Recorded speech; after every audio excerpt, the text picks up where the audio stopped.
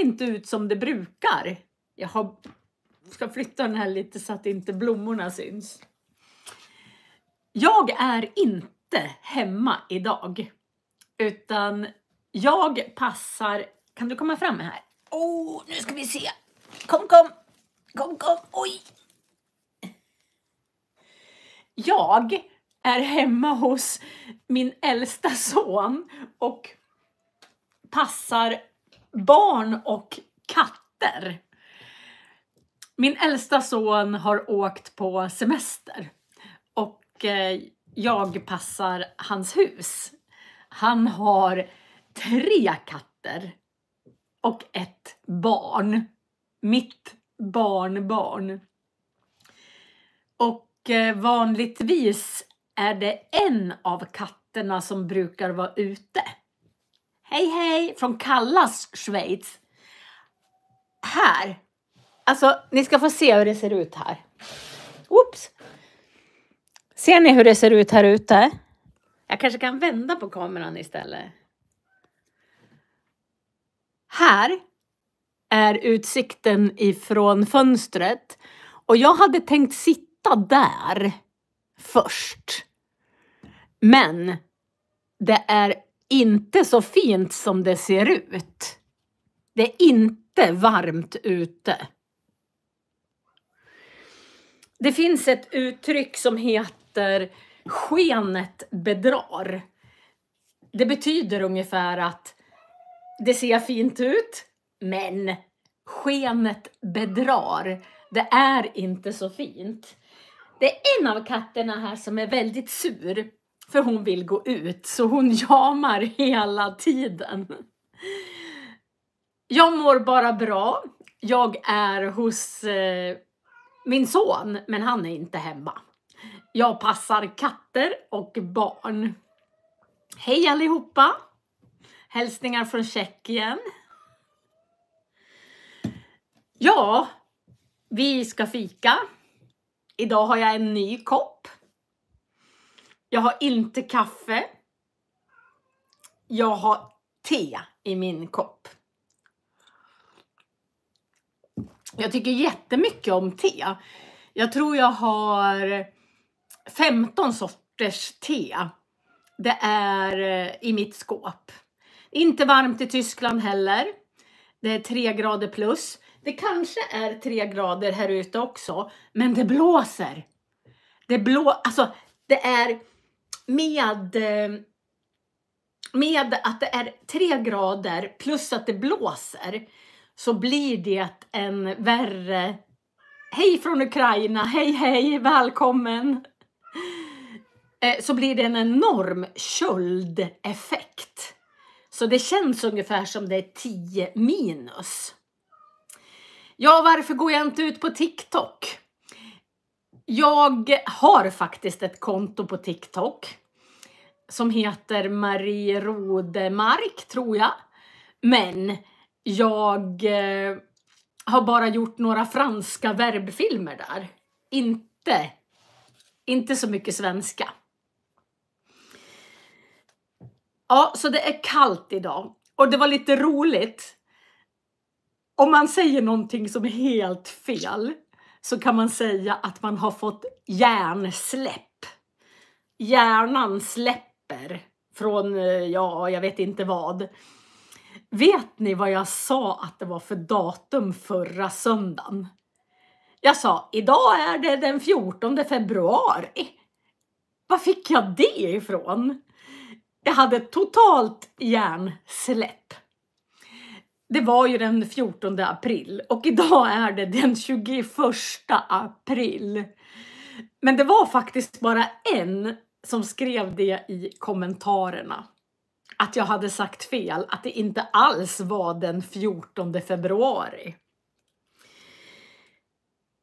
Men det känns som att det börjar bli sommar. Jag tror att jag har filmat ifrån min sommarstuga några gånger.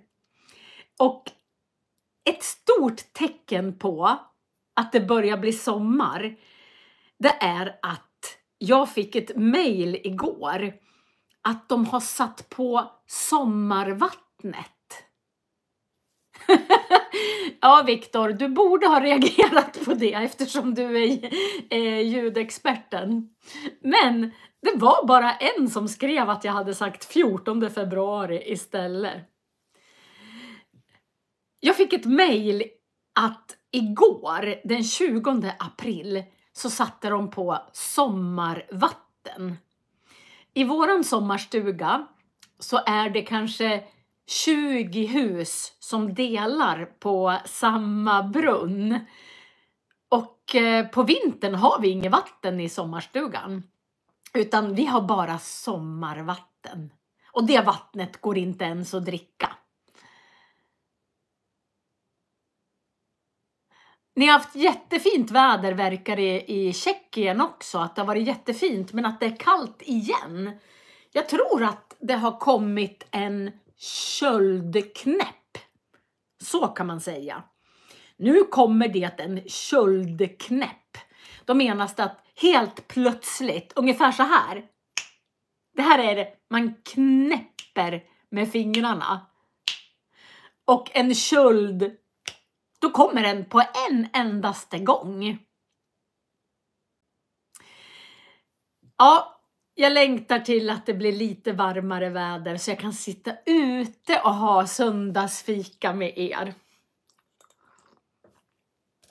Här har jag min lilla fusklapp, vad jag ska prata om idag. Och när man fikar, då pratar man om allt möjligt. Jag kommer inte kanske bara prata språk eller grammatik, utan jag pratar om min familj. Jag pratar om vad som har hänt under veckan. Olika saker. Förra veckan så var jag jätteorolig därför att min son hade haft föräldrafritt. Han hade haft en föräldrafri fest hemma. Men det såg bättre ut än vad jag trodde. Det var inte stökigt. Och det var ingenting som hade gått sönder. Oj, fryser blommorna på era äppelträd? Det är inget bra. Om det blir en köldknäpp när fruktträden blommar, då kanske inte, alltså då kanske blommorna faller av. Och då blir det ju inga äpplen, för då kan inte bina pollinera blommorna. Det är jättetråkigt. Speciellt om det blåser, om det regnar och blir kallt. Det är inget bra för fruktträden. Jag blir lite ledsen att höra att blommorna fryser på era träd nere i Tyskland. Jag hoppas att ni får äpplen och päron och vad har ni mer för fruktträd? Var börjar apelsinerna att blomma? Vart finns det apelsinträd? Inte i Tyskland, va? Jag tror inte det. Jag skulle vilja ha ett apelsinträd och ett citronträd. Alltså vad fantastiskt. Det skulle vara helt otroligt. Ja, så nu kan jag åka ner till... Ja, det skulle vara en Ja, det är inte bra om alla fruktträd fryser. Här kommer inte fruktträden att blomma på länge. Jag tror att jag pratade om växtzoner förut. Att det finns olika växtzoner. Och hos mig, 110 kilometer ditåt i Duved, där är det växtzon 8. Här i Östersund, där är det växtzon 5. Så här finns det fruktträd. Man kan plocka äpplen i Östersund. Men och nere hos mig i sommarstugan som ligger 550 kilometer ditåt, där finns det äppelträd och päronträd och körsbärsträd. Välkomna alla som kommer in nu. Den här Jag åkte in till Östersund i torsdags. Jag är ledig på fredagar. Eller kan man säga att man är ledig om man jobbar ändå? Jag jobbar inte med skolan på fredagar. Jag har lektioner måndag, tisdag, onsdag, torsdag och fredag är jag ledig. Men lilla katten, hör ni hur hon jamar? Hon vill gå ut hela tiden. Jag är kattvakt. Men hon får inte gå ut.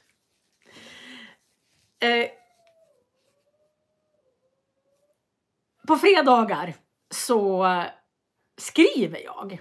Jag skriver texter för Liber, ett bokförlag, på franska. Så varje... Ni kan höra henne. Nej, du får inte gå ut nu. Jag tror att hon hör att jag pratar. Och därför så blir hon så där. Jag hoppas hon somnar snart. Nej, min man, han är kvar i Duved. Han följde inte med till Östersund. Jag sov på en madrass på golvet hos min son. Han som är 16 år, eller han har fyllt 17. Han som är 17 år, då sov jag på golvet på en madrass. Och sen, och sen så sov jag där torsdag natt och fredag natt. Och lördag natt, då åkte de till utomlands. De skulle på semester en vecka, min äldsta son. Så då passar jag katter och barn. Så nu är jag farmor. Ja, katten kanske måste bajsa. Det är 3 katter och de har 3 stycken kattlådor som de kan bajsa i. Men jag tror att hon vill ut. För att när man är mamma och pappa till barn så är man ju mamma och pappa. När man har en katt eller hund så är man husse och matte. Så när katternas husse och matte är borta, då måste de ha någon annan som ser till dem. Men katten får gå ut när husse och matte är hemma. Men det är inget bra om katten smiter eller att det händer någonting när de inte är hemma. Så därför måste katten vara inne en hel vecka. Och hon kommer bli helt knäpp. Hon brukar vara ute varje dag och sen helt plötsligt ska hon vara hemma. Det är inget roligt, tycker katten. Nu ska vi se. Jag tänkte prata om relationer. När man fikar, när man sitter över en fika, dricker te eller kaffe och jag pratar med jag pratar med mina kompisar, så pratar man om olika saker. Och vi pratar jätteofta om relationer. Vad är en relation? Ja, man kan ha relationer till olika människor. Så för att jag brukar säga att det är superviktigt att jobba på sina relationer. Om man vill ha en bra relation med sin man, då måste man ha mycket tid tillsammans och prata tillsammans. Göra saker tillsammans. Om man vill ha bra relationer med sina barn så är det jätteviktigt att man pratar. Jag skriver upp era frågor så tar jag dem sen.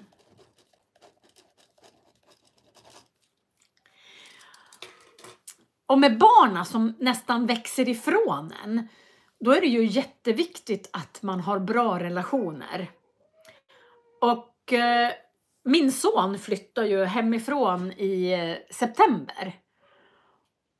Han var bara 16 år då. Så flyttade han för att gå på gymnasiet i Östersund. För att om man vill gå till exempel teknikprogrammet, då finns det inget sånt gymnasium där vi bor, utan då måste man flytta hemifrån. Och jag tycker att det är alldeles för tidigt att flytta hemifrån när man är 16 år. Vad tycker ni? Tycker ni att 16 år är en bra ålder att flytta hemifrån? När man är 16 år så kanske man inte har jättemycket ansvar. Man kanske inte är jätteduktig på att äta 3 gånger om dagen, varje dag. Om man inte har en mamma som tjatar och säger nu måste du gå upp, nu måste du göra läxan, så kanske man inte gör läxan eller går upp. Ja, han är 17 nu, men när han flyttade hemifrån var han 16. Så nu har vi faktiskt, jag tycker också att 16 år är väldigt ungt. Men båda mina söner flyttade när de var 16 år. Jättetidigt. I början så kom han hem på helgerna. Men sen har han lärt känna ganska mycket människor i Östersund. Och ibland går han på fest med sina kompisar. Och då kommer han inte hem. Så därför är det jätteviktigt att jag åker till Östersund och bor med honom när han inte kommer hem. Och det är vanligare att man flyttar när man är 18 år. Men 16. Nej, det är inte en internatskola där han bor. Våran första son. Jag har 2 söner. Det är... Oj! Det var någon som flyttade när de var 14 år. 14 år är väldigt tidigt. Jättetidigt. Men 2011, då flyttade min äldsta son hemifrån. För han ville gå en musiklinje i Östersund. Och då köpte vi en lägenhet i Östersund. En liten lägenhet. Den är 28 kvadrat. Så han bor inte på internat. Utan han bor i en liten lägenhet. Men han bor med en kompis. Men 2 16-åriga, nu 17-åriga killar i samma lägenhet. Ja, det blir inte jättemycket städat. Och de lagar inte jättemycket mat. Ja, jag är orolig ganska ofta. Men på telefoner. Jag har en iPhone. Och min son har en iPhone. Då finns det ju en sån här liten app man kan ha. Där man kan hitta sina telefoner. Och jag har faktiskt hittat på min sons telefon. Och han har sagt att det är okej att jag har det. Så att jag vet faktiskt om han är hemma eller vart han är någonstans. Om man åker till skolan eller om man är i tid eller så. Hur gör ni? Har ni en app där ni kan titta var era barn är någonstans? Eller rättare sagt var deras telefoner är? Så fort han fyller 18 år, då får han säga, nej mamma, du får inte ha koll på mig vart jag är någonstans. Och det är helt okej. Men jag har faktiskt det så att jag vet att han kommer till skolan i tid. Så i torsdags så kom jag ganska sent. Men i fredags då gick vi åt på restaurang. Det är dyrt att gå och äta på restaurang. Men man måste godkänna. Jag håller med. Han har godkänt att jag får veta vad han är. Och egentligen så är det ju inte så konstigt. Därför att alla ungdomar idag, de skickar Snapchat till varandra. Hela tiden. Alltså, det finns ungdomar som är 17 år. Det låter så bekant, tycker ni? Ja, det finns alltså ungdomar som är 16-17 år som har skickat över 200 000 Snapchat till varandra. Helt obegripligt. Alltså, jag är en tant. Jag är 59 år. Jag skickar nästan aldrig Snapchat. Och de skickar hur många... dina söner har inte godkänt. Men om han är under 18 och inte bor hemma. Men det finns ett knep. För alla som inte sönerna godkänner. Så om man har Snapchat själv, det har jag på min telefon, så lägger nästan alla barn in sig på en Snapchat-karta. Så alla deras kompisar kan alltid se vart de är någonstans. Så egentligen behöver man ingen app för att hitta dem. Man behöver bara skaffa sig Snapchat. Och så ser man vart de är i alla fall. Om det var under 18 skulle du inte godkänna heller. Nej, vi har haft en diskussion, jag, min äldsta son och jag. Och min äldsta son, han sa så här: aldrig. Du skulle aldrig få se vart jag är.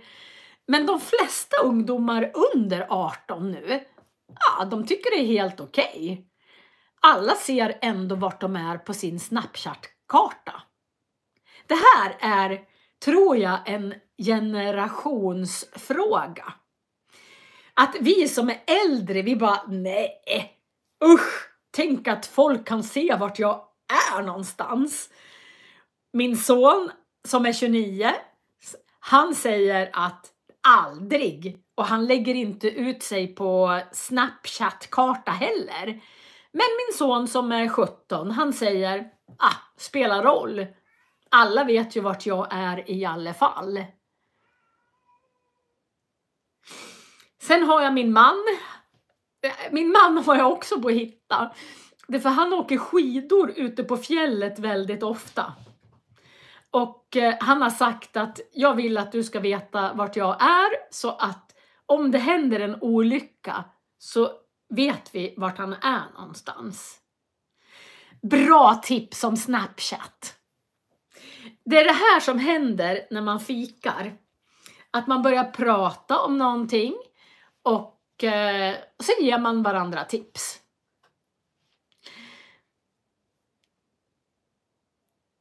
Oj, om det händer att jag ser att min son är där han inte ska vara. Jag tittar inte så ofta på vart han är någonstans, utan jag tittar mest på morgonen när han ska till skolan. Då tittar jag, hjälp! Han har inte cyklat än. Jag vet att det tar ungefär 6 minuter att cykla till skolan.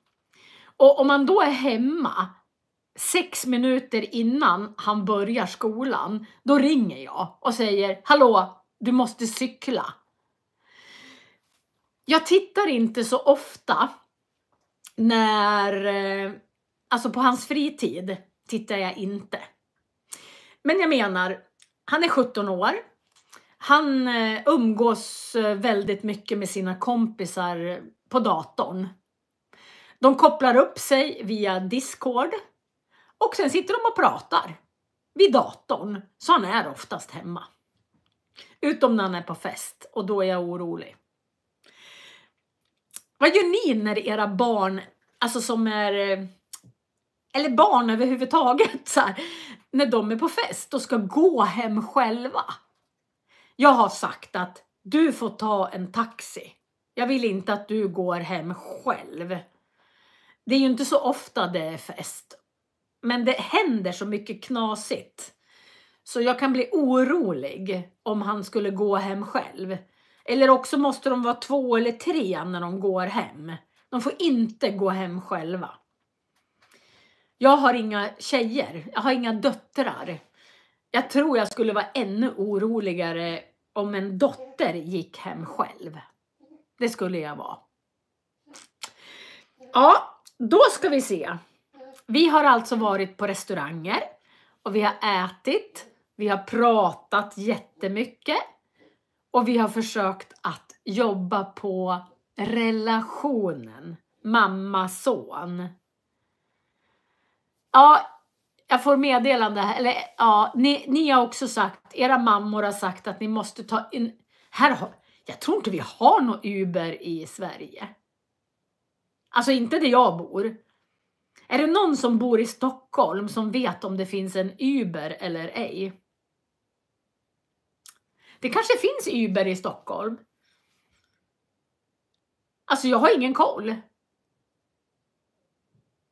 När jag är på fest, eller går på middag, eller är hemma hos någon, så dricker jag aldrig alkohol.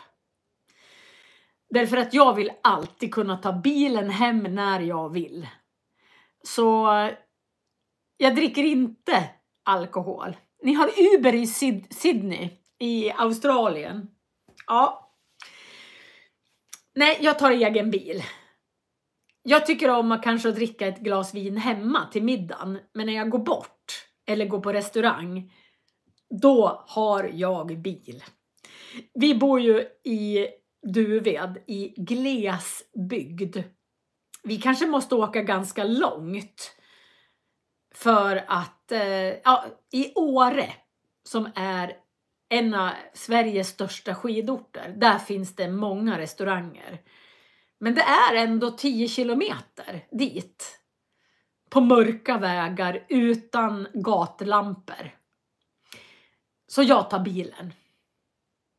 Jag njuter av maten och så dricker jag vatten. Ja, det var om söner.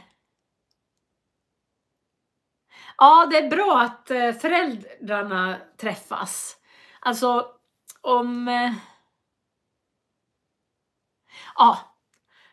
alltså många utav er har barn. Jag vet, de flesta som tittar på min kanal är mellan 30 och 60 år. Ungefär däremellan. Det är det som är mesta procenten. Nej, min son har ingen traktorbil. Ingen epa-traktor. Han tycker inte om någon epa-traktor. Jo, kanske han gör. Men han har ingen. Men många utav er som tittar är alltså, ja, ni är inte kanske 18 år. Man är inte tonåring. Och då har man ju ofta barn. Och jag tror att alla föräldrar har samma oro för sina barn. Man är orolig att det ska hända något. Att det är någon som ska vara dum mot dem. Du är 20 år. Härligt. Har du några barn som är 20 år? Får se om vi får något svar. Kanske du får barn en gång och då blir man orolig. Så är det bara. Nu ska vi se. Jo, vi har varit på restaurang. Det är tur jag har mina fusklappar. Annars så glömmer jag bort vad jag pratar om. Och jag brukar säga att skapa relationer. Det är att om man nu går på restaurang så kostar det ju kanske lite grann att äta på restaurangen. Men vi pratar hela tiden. Och då tycker jag att det är väl investerade pengar. Ja men gud vad bra. Nu är det flera som är 18, 20, 25, 26 år som tittar. Ja, när får man barn? Vilken ålder får man barn? Mitt första barn fick jag när jag var 31 år. Då var jag 31. Och det tror jag är ganska medel nu. Att få barn när man är 31 år. Mitt andra barn fick jag när jag var 43 år. Och när man är 43 år, då tycker nästan folk att man är för gammal. Men jag tyckte nästan att det var bättre att bli mamma när jag var 43 år. Jag var mycket mer så här liksom. när jag var 30, då kanske jag ville göra massa saker och jag ville ha egen tid. Men när jag var 43, då kändes det som att jag var mycket lugnare. Jag var mycket säkrare på mig själv. Och jag tyckte att jag var lite bättre mamma när jag var 43 än när jag var 31. Jag fick en fråga. Så många unga tittare, ja. Barbara är över 60 år. Och Pete är 41 år. Ja, det är härligt. Vilka åldrar ni har. Men en sak som jag tycker är helt galen. Min mammas mormor och morfar. De fick 17 barn. Alltså 17 barn. Det är helt galet. Så det var ganska stor åldersskillnad mellan första barnet och sista barnet. Så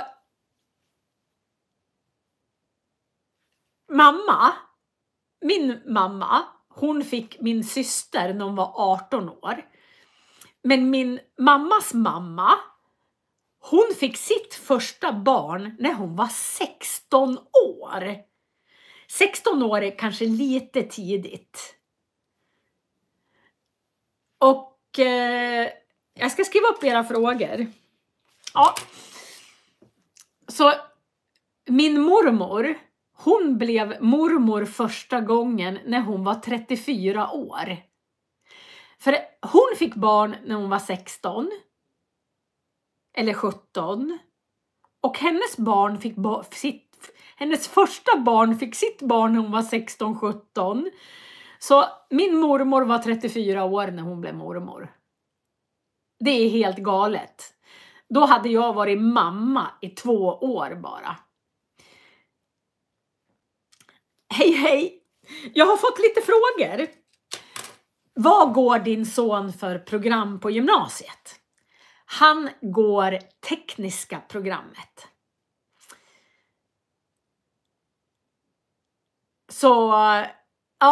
Så tekniska programmet går min son. Och sen har jag fått en fråga om Melodifestivalen. Det är ganska långt bort för mig att åka till Melodifestivalen. Jag tror att det är över 1000 kilometer. Kanske 1200 kilometer ifrån mig att åka ner. Och jag tycker att kanske att det är kul att titta på Melodifestivalen när det är internationellt. Så tycker jag det är ganska roligt. Ibland är vissa utav låtbidragen är ganska knäppa. Helt galna. Så man tänker, oj, hur kom de på det här? Och jag har hört att Finlands bidrag, är det några från Finland här? Hej! Om det är några från Finland här så har jag hört att det bidraget ska vara ganska galet. Ja. Vad tycker ni om era bidrag till Melodifestivalen, om ni har några? Är de bra eller är de dåliga?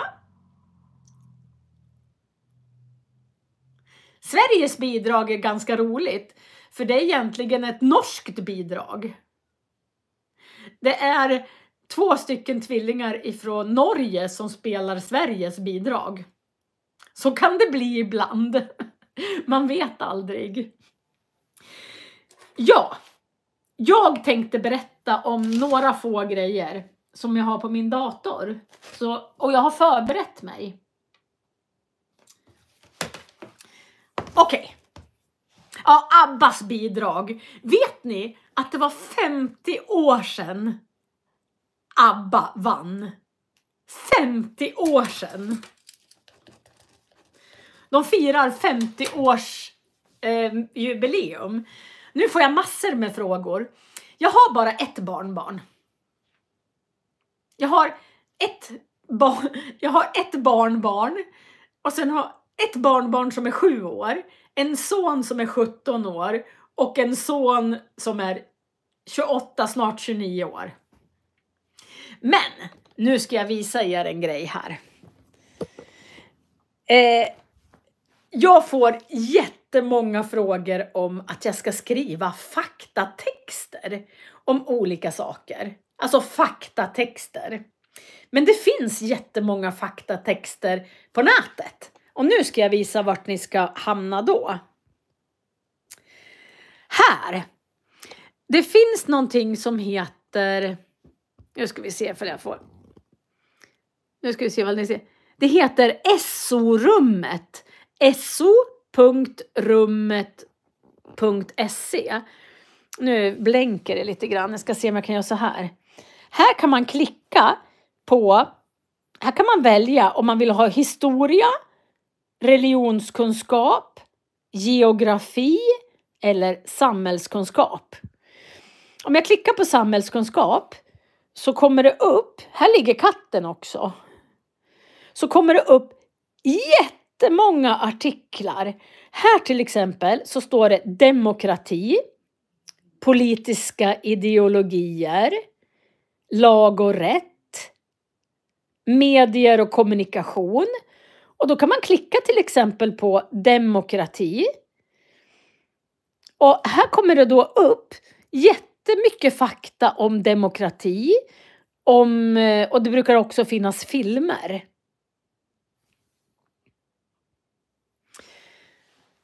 När mina barn har pluggat så är det ett prov de ska ha.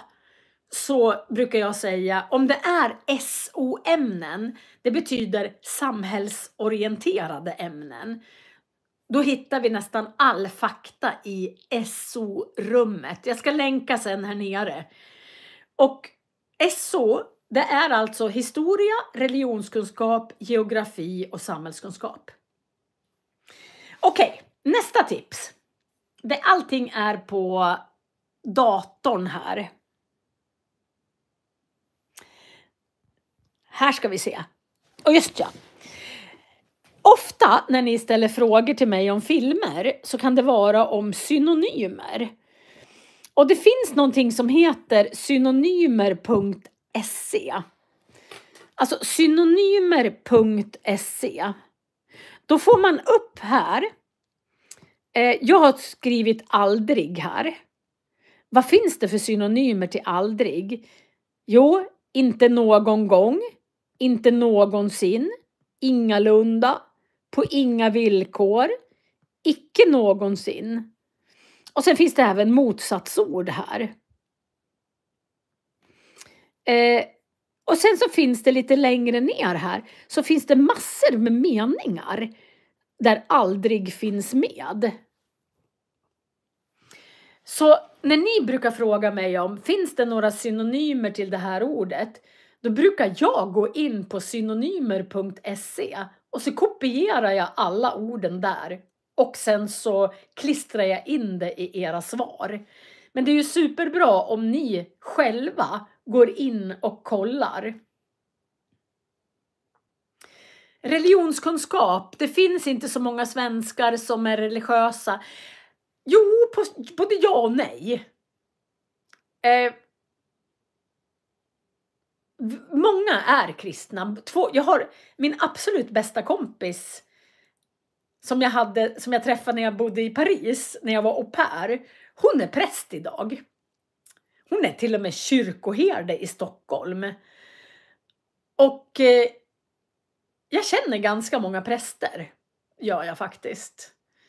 Och många är religiösa.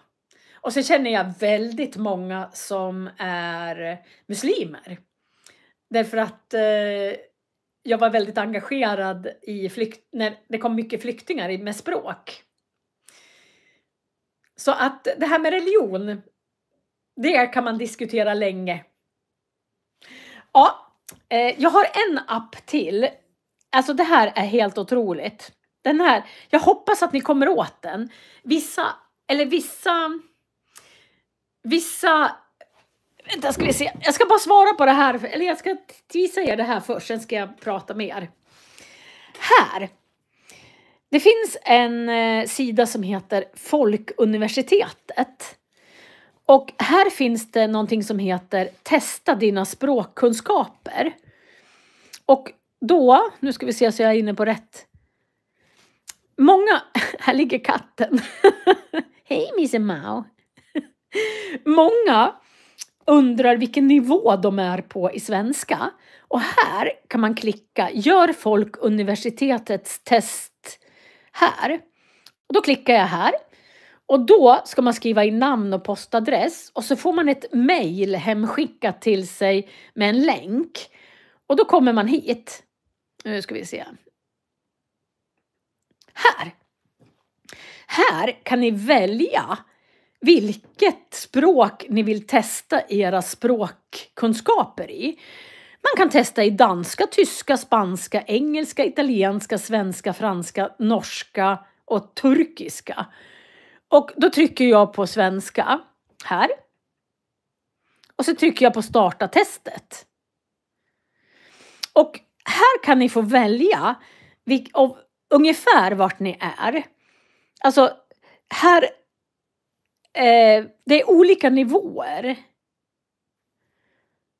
A1, A2, B1, B2 och C1. Och sen kanske man tycker, vad är ni för någonting? A1 är absolut nybörjare. Och det tror jag inte ni är. A2 är avancerade nybörjare. Ni kanske är på A2 början på B1. Jag vet inte. Men här kan man alltså kolla. Om vi tar B1. Jag pratar kanske B1 nu. Och då får man lite så här. Jag kan. Och här ska man bara fylla i. Och sen så börjar alltså ett test. Så jag tycker att ni ska gå in på. Jag tycker att ni ska gå in på Folkuniversitetets test. Jag kommer länka här nere när filmen är slut. Och testa vilken nivå ni är på. Det är roligt att göra tester, tycker jag. Också. Sen har jag en grej till som jag skulle visa. Nu ska vi se. Jag ska klicka på min dator. Om man kan studera C1-nivå i svenska. Ja, C1-nivå tycker jag bara man kan studera själv. Därför att om du börjar läsa böcker. Alltså gamla svenska klassiker. Alltså romaner. Så lär du dig väldigt mycket språk. Och jag ska visa er. Nu ska jag sätta mig så att det inte blänker. Jag har läst så sjukt mycket böcker i hela mitt liv. Jag läser väldigt snabbt. Alltså jag läser så snabbt så att jag läste 4 gånger snabbare än min lärare när jag gick i högstadiet. När jag var 14 år så läste jag så snabbt. Och jag läste nästan i hela mitt liv har jag läst ungefär 3 romaner per vecka. Det låter ju helt galet. När jag började läsa franska på universitetet för att bli fransklärare, då var vi tvungna att läsa jättemycket fransk litteratur. Och vi läste, tror jag, 40 romaner. Och läser man, jag ska rekommendera lite sidor och böcker som ni kan läsa. Och läser man mycket så får man ett stort ordförråd. Så för att hamna på C1-nivå så tycker jag att det är viktigt att ni läser mycket. Jag är inte smart, jag är bara envis. Nu ska jag visa. Här, nu är katten här igen. Hej Misse Mao. Katten heter Blues. Jag har börjat göra ljudböcker. Och jag började, när jag var liten så läste jag väldigt mycket sagor. Väldigt mycket sagor. Och här har ni ju, Jag har lagt ut 4 ljudböcker nu och det finns massor med undertexter, men de blir lite knasiga ibland. Men då var det en som sa till mig att kan du inte lägga ut alla glosorna? Så i första kommentaren på filmen, där har jag nu lagt alla 600 ord. Alltså här, först kommer alla verben. Det var jättemånga verb. Och sen står det 178 substantiv. Och sen så har det, nu ska vi se, 72 adjektiv. Och jag kallar det, där är det 124 bra ha-ord. Så att nu kommer jag göra så att till mina ljudböcker så kommer jag lägga ut alla glosorna, alla orden i första kommentaren. Jag kan inte lägga dem i beskrivningen.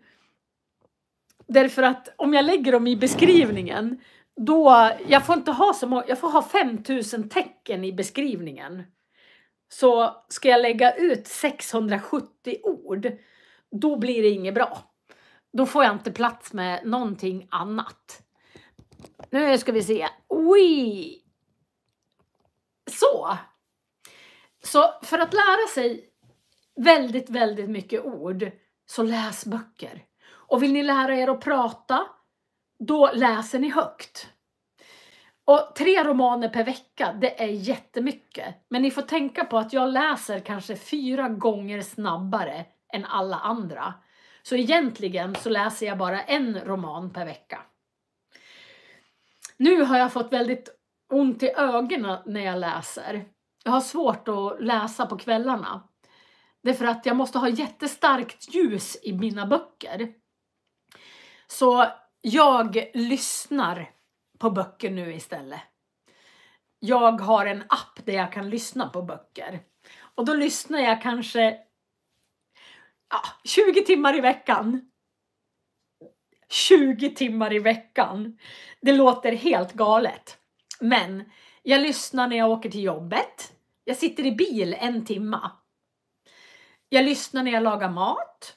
Jag lyssnar när jag städar. Ja, ni brukar läsa lexikon. Det gör jag med. Ibland när jag har tråkigt, då tar jag fram ett lexikon och så lär jag mig.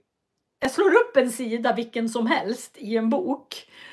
Alltså i lexikonet. Och så lär jag mig alla orden på den sidan från på franska till svenska. Ni tycker att hörförståelse är det svåraste. Då tycker jag ni ska börja titta på svenska filmer utan text. Så att ni hela tiden lyssnar. Sen kan man slå på texten efteråt. Ja, det finns en fantastisk. Jag måste visa en sida till. Jag hoppas att ni kommer in på den.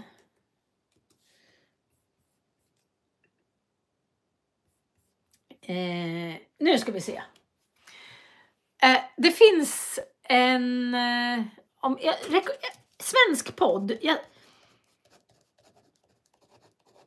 Det finns en historiepodd som är jättebra. Jag ska fråga min son. Jag skriver upp till nästa gång. Så jag kommer ihåg vad jag ska leta efter. Jag vet inte om ni kommer in på dem. Men det finns någonting som heter urplay.se. Jag vet inte om alla länder kan titta på det. Urplay, det står för Utbildningsradion. Och här finns det också massor med saker ni kan titta på. Jag ska se vad det är för kategorier. Nu ni. Om man skriver in urplay, då finns det massor med olika kategorier. Här står det väck läslusten, radio och poddar, dokumentärer, oj nu hoppar allting fel, vetenskap och teknik, natur och resor, samhälle, alla program. Men om man går in på radio och poddar, då har ni här massor med olika poddar. Och det handlar om väldigt många olika saker. Och för att lära sig ett språk tycker jag det är bra att lyssna på olika saker. Här står det, vad gör jag när mitt barn säger elakheter till mig? Sally Bauer, svensk simmarpionjär. Här finns det något som heter hjärta och hjärna. Här, alltså det finns otroligt mycket poddar som man bara kan klicka på. Och det handlar om väldigt många olika saker. Här finns det historiska dokumentärer. Mycket historia.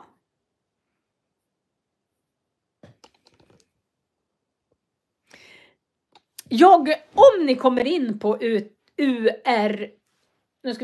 urplay.se så får ni gärna säga det. För då ska jag verkligen rekommendera den sidan.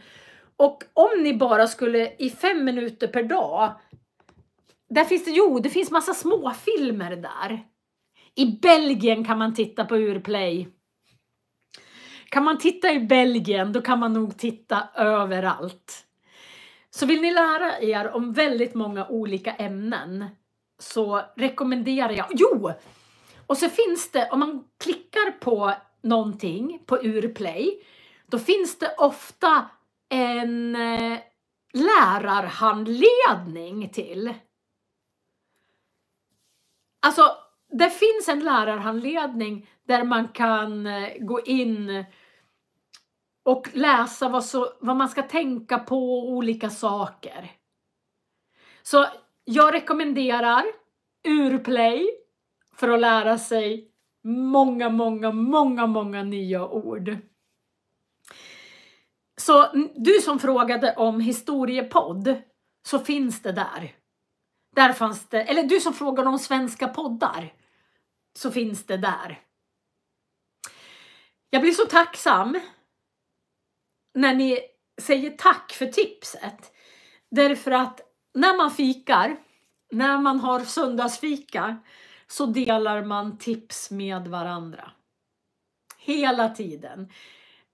Och jag är så glad när ni ställer frågor till mig. För om inte ni hade frågat efter en podd, då hade jag aldrig kommit på Urplay. Bra att söndagsfika. Jag ska skriva alla länkar under videon så att ni hittar. Jag tror att i jag kommer inte ihåg vilken söndagsfika som jag skrev i, så skrev jag att man kunde hitta böcker gratis. Bibliotekstjänst eller vad det hette. Jag får många frågor. Vart hittar jag svenska böcker? Och det finns väldigt många gratis. Jag lägger ut den länken också. Då har ni länkar till SO-rummet, till synonymer.se, till Folkuniversitetet för att göra test. Och sen så får ni till Urplay och till bibliotek där ni kan låna böcker gratis. Jag kommer lägga ut på torsdag en ny bok, berättelse. Men det är ingen saga. Jag tycker om sagor och sagoberättelser. Därför att det är många vardagliga ord. August Strindberg är en av våra främsta författare. Han har skrivit otroligt många böcker. Och 2 av de kändaste är Hemsöborna och Röda rummet. Men han har skrivit noveller. Och det är en pytteliten novell. Den får plats på en A4-sida. Som heter Ett halvt ark papper. Den håller jag på och jobbar med. Så på torsdag klockan 4 så kommer August Strindbergs Ett halvt ark papper. Den är sorglig. Och den är fantastisk. Och den är superkort. Ja, tänk att nu har vi fikat i snart 55 minuter. Strindberg heter katten till min svägerska. Ja. Ja, jag har börjat läsa Bibeln på svenska. Det hjälper mig att utveckla ordförrådet. Det finns många gamla ord där. Det gör det. Alltså läsa böcker är jättebra. Det är mitt stora tips jämt, hur man ska lära sig ett språk. Och man kan läsa en mening i taget och lära sig varenda ord. Tack! Det har varit en jättebra livechatt. Egentligen, ja det blir en livechatt. Språkfika. Man chattar med varandra. Om ungefär 2-3 timmar så kommer det finnas undertexter på 135 språk. Men Google översätter inte alltid jättebra. Så att ni får stå ut med det. Men den svenska översättningen kommer vara perfekt. För jag går igenom varenda ord i den svenska översättningen. Så man kan ha svensk undertext. Ja, fina ni. Tack för idag. Men om du inte är här på torsdag, jag lägger inte live på torsdag utan jag lägger ut den på min YouTube-kanal.